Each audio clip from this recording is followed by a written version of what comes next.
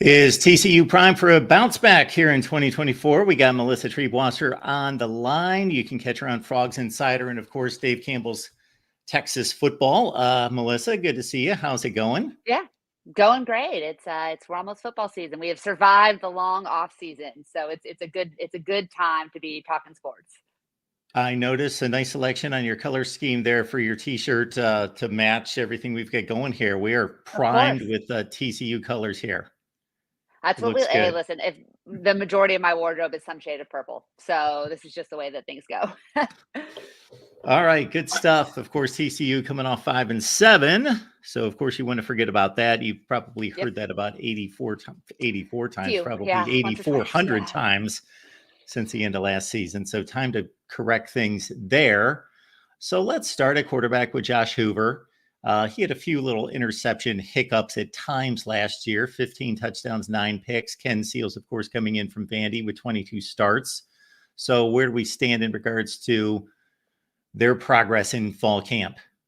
Well, Josh Hoover is unquestionably QB1. I think there were some questions coming out of spring after he missed the entirety of spring football with a back injury issue, but he is fully healthy. He's been taking all of the first team reps. He has really progressed, not just physically, but mentally in this offense. This is the first time that Josh Hoover has had the same offensive coordinator in back to back seasons in, I believe, 5 years. It's also the first time in his entire career he's missed a practice, let alone an entire spring of football. So I think the consistency and the better understanding that he has of Kendall Briles' offense, and that Kendall Briles has of him as a player is it's really going to pay dividends if the offensive line can come together. I'm sure we'll touch on that here in a minute. Ken Seals has a ton of experience. It's hard to look too much at his stats to judge him because he played at Vanderbilt. And I feel like you have to give him a lot of grace for that. I don't think we know what kind of quarterback Ken Seals is, but it's pretty cool that he can come back to TCU as a grad transfer. He's from Fort Worth. TCU was his dream school. Growing up, he was a big Horned Frog fan, and so getting to kind of finish his career backing up Josh Hoover, I'm sure he'll have some opportunities to play, hopefully in garbage time and not because of an injury. But TCU hasn't started the same quarterback all 12 games, I think, since 2017. When it was Kenny Hill, so the odds are definitely there that Ken Seals could see some snaps. And I'd be remiss not to mention Haas Haney. He was a 4-star signee. He early enrolled from Alito, which is just outside of Fort Worth, an absolute powerhouse program in Texas football.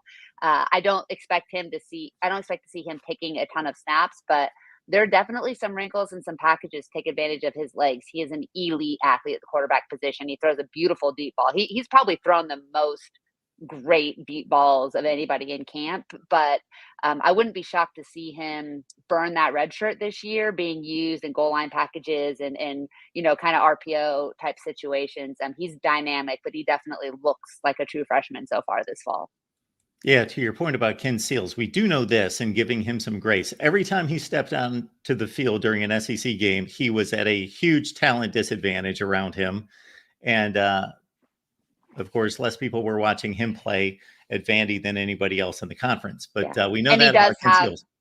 Yeah, he does have that SEC experience, which, I think the Big 12 is undervalued as a conference, but there's something about having played against the Alabamas and the Georgias and the Floridas of the world. He won't be scared. There won't be anything that comes on a Friday night or Saturday afternoon that has him rattled. That's for sure. And I think that's a huge help for Josh Hoover as well. Has there been any talk about Ken Seals either just strictly being QB2 or maybe having some packages for him where he's going to play? I don't anticipate him playing outside of there being an injury situation or, TCU potentially getting, against LIU or some of these. There's not a lot of soft scheduling in the Big 12 now. It's all pretty even.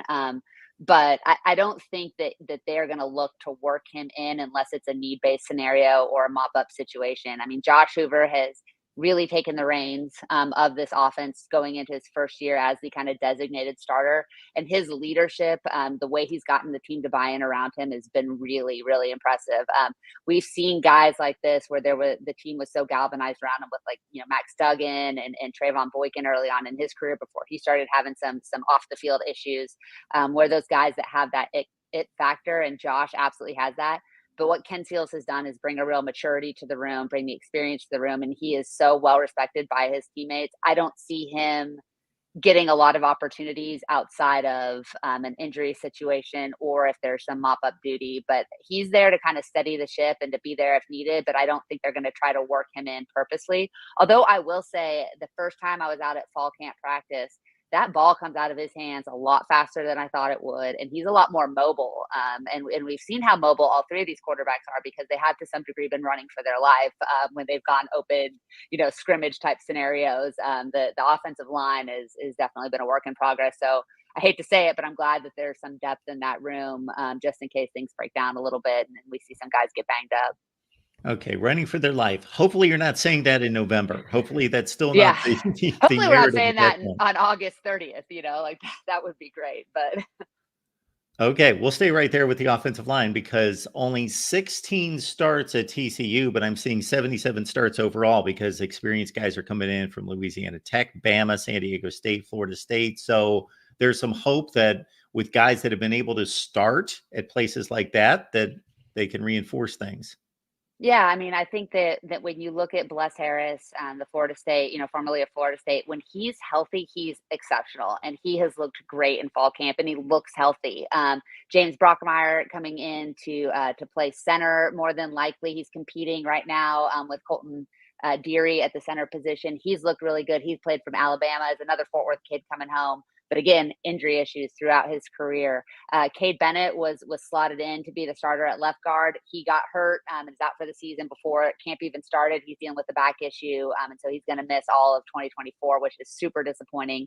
Remington Strickland is a guy who comes from Texas A&M, another transfer who I don't think the plan was for him to start. He's kind of filling that left guard role, but I'd expect Brockmeyer or Deary, whichever one doesn't start at center, to fill there.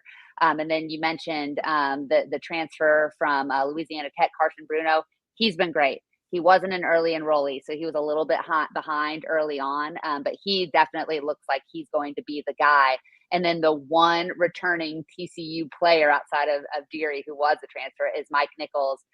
He's kind of locked in the role at right tackle. And so all of these guys have talent. They're all really good players, but offensive line is so chemistry dependent. And as I went through that list, you'll notice there's only one guy that was recruited by TCU out of high school, and that's Nichols. So you're trying to put together a lot of different pieces on the fly in a short period of time in fall camp. I've been excited about the progress of these guys. I think AJ Ricker is doing a great job, and the youth behind them, guys that have been recruited by TCU, definitely look like guys that are going to be really good. Ben Taylor Whitfield has had a really good camp.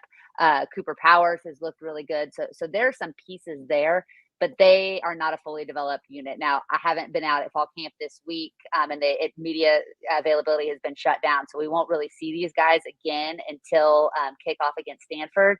Progress was being made. It was slow. That's to be expected at that position.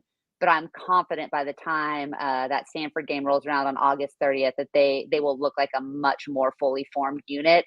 If they are competent to good, TCU's offense has a chance to be elite. But if they struggle, so will that side of the ball for the Horned Frogs. Got Melissa Treebwasser here from Dave Campbell's College Football and also Frogs Insiders, the podcast. So we've got her X handle right there. Is this the best place to find everything else that you're involved in? Yeah, absolutely. The podcast, we're really excited about that. Me being back in Fort Worth now, we're doing a lot more. There's a lot more content. Our YouTube channel is a great place to check us out as well, where we're posting press conferences, practice clips, all kinds of good stuff. And I want to point out for those folks that we are not just a football podcast. I was out at TCU soccer this past week. I'll be covering them. Both basketball teams, baseball, TCU women's volleyball, TCU beach volleyball. Tennis, which is the reigning national champions in the NCAA. We really try to cover the entirety of TCU athletics, but we all know football pays the bills, right? So especially this time of year, you'll get a ton of football content from us too. That's what I've heard. Football does pretty well in taking Yeah. care of everyone else. So I should have put it on the banner, everyone. So listen to me, Frogs Insider. Got to check it out. We'll touch on running back next because obviously it's not going to hurt this offensive line if some backs can make a guy miss here and there and make up for some breakdowns up front. What I'm impressed with here is that Amani Bailey moves on. Trey Sanders is the guy that people know nationally because, of course, if you're the number one running back coming out of high school and go to Alabama, then people are going to know your name. But I'm seeing where Trent Battle and especially Cam Cook could be surpassing even Trey Sanders. Yeah, I think Cam Cook is going to get the first snap at running back for TCU this season, and I think he's going to be the guy. It's funny. You go to media days, you go to practices, press conferences, and you hear all these platitudes, and you ask players about certain guys, and you can see them trying to like say the right things. When you ask a player or a coach about Cam Cook, there is no hesitation. There's no trying to say the right thing. There is a change in demeanor. This guy looks like he has a chance to be special. Now, this will be his first year as a starter. This is his first year taking significant snaps. And so there's certainly going to be some growing pains. But for all the, kind of concern I have about the offensive line and the passing game, the run blocking has looked really strong. Night and day difference from a year ago. This group has gotten that part together really quickly. And Cam Cook has made them look good at times too. He's really explosive. He has the ability to hit the hole. And then Imani Bailey was incredible, and he was asked to do so much last year with a really, really poor run blocking in front of him, but he did not have runaway speed. Cam Cook can run past people. He reminds me a lot of Kendre Miller, which is, I think, a really high compliment.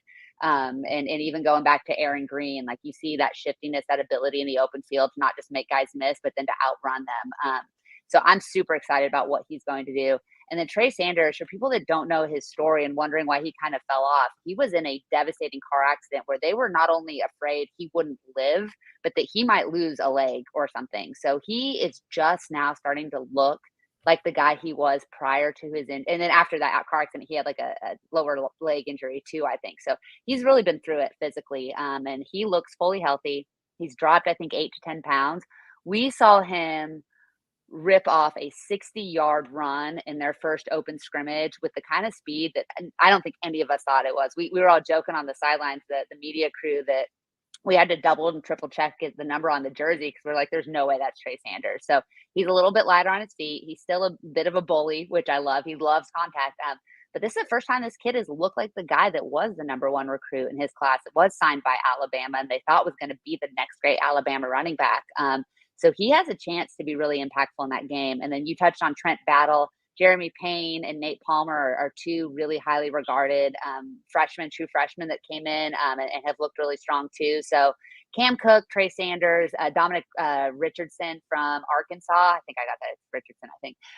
It was a late arrival because finishing up some academic stuff with Arkansas. But there's a lot of depth. There is a ton of talent. And what I love about this running back group, they can do a lot of different things. Like situationally, you can mix and match really, really well with this unit. So I think they're going to be just fine. And I think they have a chance to be one of the better running back groups in the conference. So, Melissa, when you were trying to come up with Richardson's name, and then I was combing through all these units before we came on, and every team's like this to a certain extent, but it seemed pretty heavy with TCU with transfer portal additions. I was thinking as you were going through that, I'm thinking, how much tougher is your job today than it was 3 or 4 years ago trying to remember all these names? Because before it was just, okay, I just got to remember the next recruiting class. That's all I got to remember in terms of incoming guys. Well, and the other part was too, is if they recruited a true freshman left guard, like you didn't have to pay attention for at least a year, probably too, because he was going to be third string on the depth chart. But these kids that come out of the portal, like they're going to play for the most part. Like the secondary, when we get to talking about the defense, the secondary is almost completely remade with transfers. And so trying to remember who plays what position, where they came from. Like, don't even ask me where the safeties and corners came from because they all came from like small schools and I cannot remember anything. It's definitely gotten more challenging, but that's a nice thing about, unlike you in your situation, I do a TCU focus. I only have to be responsible for one university. You've got to know like all the big names across the entirety of the sport. So yeah, I don't envy your job in this scenario either. Well, I'll say this. Hopefully, people have a little bit of grace on me, understanding that I'm trying to keep up with everyone. When it comes to you, people are like, "Well, you got to know everybody Yeah, in you have to TCU." know. Yeah. And I let me tell you too, just as a female covering football, if I mess up, I said something on a soccer tweet that I guess was improper terminology, and people were coming after me on Twitter. And I was like, man, like I'm out here trying. Like I'm trying to learn soccer. I want to be a good soccer journalist. Give me a little bit of grace to figure it out myself here. Absolutely, a little grace, people. All right, would be a good thing in a lot of ways. Well, I'm glad to see that with all this revamped personnel on defense, that there's still a Hodges on Mhm. the TCU defense. So we got Johnny Hodges back, who of course had a huge 2022. I think had some injury issues last year, Yeah. but he comes back to a linebacking core that is going to be really stout with the incoming transfer from Cal, Caleb Elam's, or who had 92 tackles with the Golden Bears. Yeah. Yeah, this linebacking group is probably the one I'm most excited about out of any position group at TCU on either side. Well, that and maybe wide receivers. Those are the two that I think are really, really dynamic and really athletic and have a chance to be elite. Johnny's healthy. That's massive. He's so good in the run game, and he also looks a little bit like he's a little bit more prepared to do some pass defense, which is where he struggled a season ago. He's also really taken on the mantle of being that guy that you hate during fall camp if you're an offensive player. He's been mixing it up with guys. He's been getting in guys' faces. He is really setting the tone and the intensity, and I think in a way that TCU needed.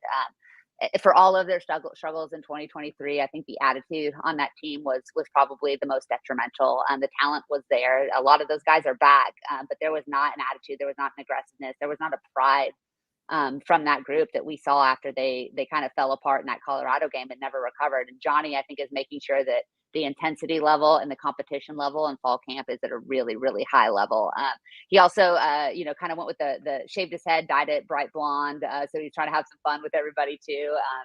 Talking in media availability with him, he's one of my favorite players to interview because he just has so much personality. And as soon as the helmet pads come off, he is just among the most wonderful, lovely people. But you put that helmet on him and he becomes kind of an animal, and I love that. Like, that's the dude you want on your team and you want to have to throw out against the other guys. So he looks great. Caleb Elam's or that you mentioned was a huge recruiting win for TCU. I mean, it was between TCU and Ohio State, and the Horned Frogs got him down to Fort Worth. That's a big deal, and he's going to be excellent. And then Nnamdi Obiazar, who was one of TCU's representatives at Media Days, he's a missile. The dude just wants to hit people. Soft-spoken and sweet off the field. But again, another guy you put those pads on, he's going to be a problem. And there's so much depth. I think, we haven't Terrence Cooks barely gets mentioned when we talk about the linebacking. He was a Texas recruit. He's had an exceptional fall camp as well. He looks really good. And then with Shad Banks is back. Jonathan Bax is a sophomore who people are super, super high on.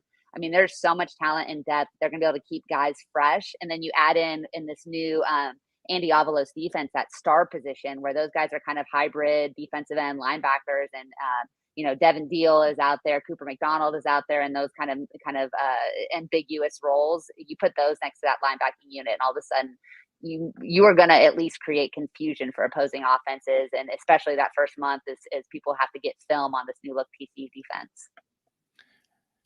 Folks, please like and subscribe here at the Voice of College Football. Of course, check out everything Melissa's got going there with Dave Campbell's College Football and Frogs Insiders, the podcast, which drops typically when?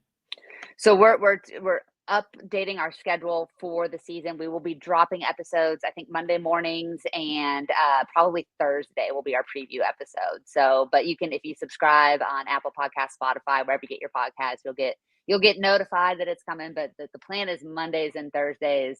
Always a fluid situation in these worlds, as we know, especially because Jamie and I will be going to a lot of the games on the road, which is really exciting too. Okay, Melissa, you mentioned the upheaval in the defensive secondary. I'm not going to quiz you on these 6 transfer portal guys that I jotted down. So I'll let you take I got it this. from there. I'm ready. Yeah, so you'll get to know him here very soon. Yes. Yeah. Well, and it doesn't help either that within the first, 10 days of fall camp, TCU had lost presumed starters at the cornerback position. So Vernon Glover, we have not gotten officially, but he has been sidelined. He had a chance to compete for a starting job. And then Avery Helm as well. Both of those guys, going to miss a significant period of time, potentially longer than that. And so there is definitely some concern depth at cornerback. The coaches aren't as concerned. I think they like what they have out there. We've been surprised at Jamel Johnson, who played a little bit as a true freshman, has had a great camp. Lamarian James has been awesome. He's a guy that I wouldn't be surprised to start. And then Channing Canada has experience, has played here, but played here last year and got quite a bit of snaps. So he seems like he's ready to go. Guys like Jatarius Broughton are stepping in. There's Jace Oliver, a transfer from Tulsa, is probably going to be a guy they rely on as well. So there is depth at cornerback. The ceiling is probably not as high with those two guys out, but the floor is really high. I don't think you're going to see a lot of mistakes. And one thing, it's Josh Hoover probably shouldn't have said this, but when we interviewed him after the first scrimmage and asked him how different this camp was compared to a year ago and how different practicing against this defense was compared to a year ago, he said it's a lot different. There aren't guys just running wide open this year. And so a lot of that is because that defensive linebacker unit are putting pressure on the cornerback. And then a lot of it is because you have exceptional safeties. Bud Clark is back. He has been a stalwart. He really struggled last year. He looks a lot better this camp. He looks like he's ready to go. I mentioned Jamel Johnson, Jace Oliver, Richard Toney is another guy. Abe Kamara, it feels like he's been at TCU forever. But that safety group is deep. It's talented. And the thing that I've been really impressed with is how quickly they've gotten a hold of Andy Avalos' defensive scheme and been able to implement it. So that is a group that is really talented, has a really high football IQ, and they're not afraid to jump in and hit people. So I think that they can cover for a lot of the mistakes that the secondary that's going to be mostly transfers and inexperienced guys at this level having to play right away. If the defensive line does its job, if the pass rush does its job, I'm not worried about the secondary. If we can't get to the quarterback and those guys are on an island for 4 or 5 seconds, that's when it's going to be a problem. But that's true with any football team in the country. So, Melissa, of course, we don't want to leave out the defensive line that's been chasing Josh Hoover around all August. So they seem to be fairly stout, and there's some hope there that they're gonna step up and be strong. Yeah, the hallmark of the best Gary Patterson teams was the defensive line. That they always had guys that could get to the front operating out of that 4-2-5. And when Joe Gillespie came in and went to the 3-3-5, that was and towards the end of Patterson's tenure too, we had a really hard time getting guys to the quarterback and having an elite pass rush just didn't exist. And then Gillespie's system didn't really allot for there to be much of a pass rush. So with Andy Avalos coming in and bringing back kind of his 4-man front, it's a variable front. You'll see a lot of different looks from him. But it's definitely more traditional. That allowed Caleb Fox to move from outside to inside, which is much more natural for him. You've got Tyman Mitchell next to him, another guy. He's a Georgia transfer. He's been here now for a few years, so he's definitely experienced, knows what he's doing. And then Marcus Deal, the redshirt freshman, will be backing those guys up, and Zach Chapman inside. They've looked great. They brought in Nana Osafo-Mensah, a Notre Dame transfer, is another Fort Worth kid, is a grad transfer. He brings a lot of experience and a lot of ability and also a lot of leadership to that room. Like, you talk about best human beings in college football. I mean, he's a nominee for the All-State Good Works team, and I would not be surprised whatsoever if he wins it. What he's done in the Fort Worth community is admirable. He is an absolute joy to talk to. Just one of those kids you're like, I'm so glad this guy is on my team. He's also a heck of a pass rusher and a really, really good football player. So I think that line, the depth isn't there. There's been some injuries. Michael Bukin Okeyade, I butchered that. I'm so sorry, Mike. He's going to be out for the season, I think, with an injury. But Paul Oyewale is back and has looked pretty good. I might be mixing those two up. It's been a long fall camp, but there's not a ton of depth. But again, I don't think that's going to be too much of an issue because of that star position. And Devin Deal and Cooper McDonald, guys have just looked absolutely amazing, and they can drop in and kind of play, more traditional defensive end position, or they can drop back in kind of that linebacker role. So Andy Avalos has a lot of toys to play with on that defensive front. I don't think this is the best that line will be, but I think it's really, really good, and they can certainly cause some problems for opposing defenses or opposing offenses. Folks, please like and subscribe. We appreciate Melissa being here. Get on over to Frogs Insider as well. Something you said just a second ago, those Gary Patterson vintage teams, the two things that stand out to me were always guys on the offensive side, speed and space, that were just like some of the quickest twitch guys that you would see. We can run down the names that they had more consistently than anybody else. And then the other thing was having freak athletes with that kind of burst off the edge on defense that could get to the quarterback like that. Do you see any separation in athleticism with TCU and the rest of the Big 12, or has it come to a place where TCU is pretty much just athletically where everybody else is pretty much across the conference? I think TCU has some guys that can out athlete other players. It's always fun to go back through some of those names that you think of when you think of those Gary Patterson guys, because a lot of them were defensive ends, were running backs that were moved to the defensive side of the ball, or wide receivers that were playing linebacker, and he had such an eye. We all do it now in our NCAA 25 games of position switching and looking at a guy's strength. Gary could see that in a way that just very few coaches could. And it was interesting because as TCU started to struggle, a lot of that was when he stopped having to recruit running backs to play defensive end and started recruiting 4-star defensive ends. And I think that kind of took away some of the advantage of unknowns that TCU thrived with. But, I'd be remiss when we talk about elite athletes, not to mention Savion Williams. This dude, there have been a ton of scouts at fall camp, and I think they're all looking at Savion. He's 6'4", 6'5". He's got to be probably close to 210 at this point. They clocked him at 22 miles an hour. And if I need to give context for that level of speed, Darius Davis, who was an all-pro punt returner for the Los Angeles Chargers, was also 22 miles an hour. So the three fastest times clocked by TCU in recent history are two by Darius and now one by Savion. And Darius is maybe 5'10" on a good day, and Savion's like 6'4". So if that tells you anything about the type of freak athlete he is, he was also on Bruce Feldman's freaks list. He's the only TCU player. Cooper McDonald's another guy who I think is way more athletic than his position. We saw him run down or score a pick six on a ball he batted up in the air, corralled, and then ran past the entire offense and guys like Savion Williams in order to score in that first fall scrimmage. So there are some absolute freaks on this team. I don't think they're going to be, like player for player, they're probably not the most athletic team in the Big 12, but I don't think they're going to get out athleted by anybody either. You don't have to rely just on scheme. I think that they can match up with just about anybody. And look, I mean, we can all talk about what happened in Georgia, but 2 years ago, with a lot of these guys were young players are still on this team. I mean, they matched right up with a Michigan team that won the national championship a year later with pretty much the exact same roster. So they can definitely play with just about anybody in the country not named Georgia. And I think we'll see that this fall. 7.5 is the over under on the win total. It feels about right because there are still some question marks and there's still some youth at some important positions.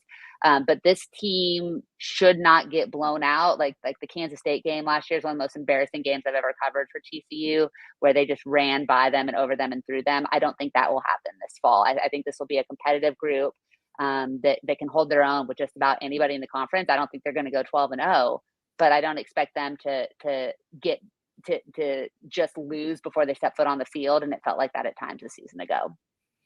And we know that they're not going to get out athleted in game one against Stanford. That's not going to be an issue. It's just that's a struggling program. But I do, and again, I have some family ties to Stanford, and so I probably defend them a little bit more than I should. But Troy Taylor's a heck of a football coach. He's an innovative offensive coach. Their defense is always stout. Stanford defense has never really been the issue. It's can they get the athletes on the offensive side of the ball? And one thing Troy Taylor can do is recruit and scheme an offense. Stanford brings back the third most production in the country this year. Now that can be a good thing or a bad thing, right? Like depending on what that production has produced. But I think TCU is favored by double digits in this game. I think that makes sense. I don't think this is going to be a cakewalk walk in the park. Now, that environment with the students not back yet on a Friday night in the Bay Area, it's probably not going to be the toughest environment TCU plays in by any stretch of the imagination. I've been telling people I think there'll be as many TCU fans as Stanford fans, especially with the TCU's like California pipeline that they've got going for undergrads. But they should be the more athletic team. Stanford is going to be incredibly well prepared for that game outside of the fact, because also Troy Taylor is very familiar with Andy Avalos' defenses. I mean, he's a West Coast guy, so he knows what Avalos runs. He just doesn't know what that's going to look like by TCU. So that game scares me more than it does most TCU fans. I do think TCU wins, but I think it's going to be a little bit tighter than we want it to be, and it's going to come down to which team makes less mistakes. And in game one, God only knows which team that's going to be, right? Yeah, when I see those two names put together on the same sentence, it goes back for me to that epic Alamo Bowl matchup. That was just a fun thing. Yeah, I sat in the Stanford section of that game, which in the first half was a problem for me. And then the second half was also a problem for me because I didn't want to be that jerky TCU fan that was too happy we came back and won when I'm sitting next to all these Stanford administrators. That was a tough night, but I did get to ride an elevator with Bryce Love, and he was just a lovely human being. Just really enjoyed it. Got a picture with him. he was great. So that was a really fun night for me, and not a great night in my family. So, but we're still friends. We're fine. It's all good. All right. Another update from Melissa Treebwasser on TCU football, of course, opening on a Friday night, everyone. So that's kind of an added deal. I don't know if you like Eh, Friday night games, but it is a little I hate, spotlight yeah. situation for TCU. I don't, you know what else it does? It's Labor Day weekend. We get the game out of the way Friday night. You know what that does? It opens up the weekend for wine tasting in Napa. To me, this is an absolute win-win. Couldn't be better. Okay. Well, there you go. Melissa, thank you so much for stopping by. Frogs Insider, everyone, get there. And you got all the other info for Melissa to track all of her work. Appreciate you being Yeah. here. Thanks, Mark. Thanks for having me. College football is even more exciting with some action on the line. And the games are even better when you're cashing in. And the Voice of College Football is the place to be to get the greatest value. Let's start with my picks. 75% against the money line, 58% against the spread. I've got a 40-year track record. In fact, in 2023, at $100 played per game, you would have netted over $9,300. And guess what? I'm just the warm-up act.